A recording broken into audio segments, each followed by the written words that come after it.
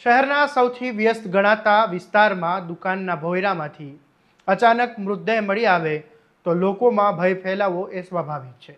ડીસામાં પણ કંઈક આજે એવું જ બન્યું. એક સામાન્ય દિવસ હતો અને અચાનક એક વ્યક્તિ શોપિંગ સેન્ટરના ભોંયરામાંથી મળી આવે છે અને મૃત હાલતમાં આ મૃતદેહ મળી આવતા આજુબાજુના જે વેપારીઓ છે તેમાં ભય ફેલાઈ ગયો હતો. અકસ્માતની આશંકા હાલ તો આ ઘટનાને લઈને વ્યક્ત થઈ રહી છે. આ ઘટનાએ અનેક સવાલો પણ ઊભા કર્યા છે. આખરે આ વ્યક્તિ ભોંયરામાં કેવી રીતે પહોંચ્યો?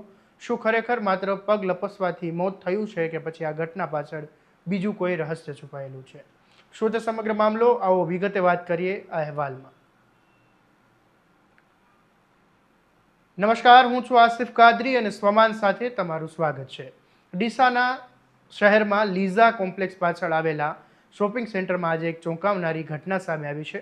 અહીંયા એક દુકાનના ભોંયરામાંથી એક આધેડ વ્યક્તિનો મૃતદેહ મળી આવતા સમગ્ર વિસ્તારમાં ભારે દોડધામ મચી ગઈ હતી. મૃતદેહ મળ્યાની ખબર વંટોળની જેમ ફેલાતા મોટી સંખ્યામાં લોકો ઘટના સ્થળ પર એકત્રિત થઈ ગયા. સ્થાનિકોએ તાત્કાલિક ડીસા પોલીસને જાણ કરી અને માહિતી મળતા પોલીસ પણ ઘટના સ્થળ પર પહોંચી હતી અને સમગ્ર વિસ્તારને કોર્ડન કરીને તપાસ શરૂ કરી હતી.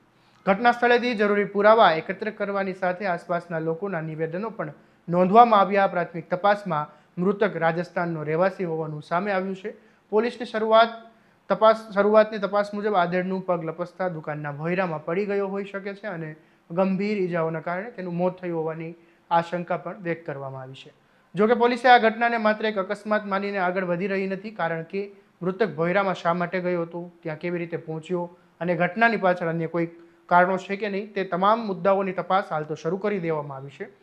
પોલીસે મૃતદેહને પોસ્ટમોર્ટમ માટે ખસેડીને વધુ તપાસ હાથ ધરી છે.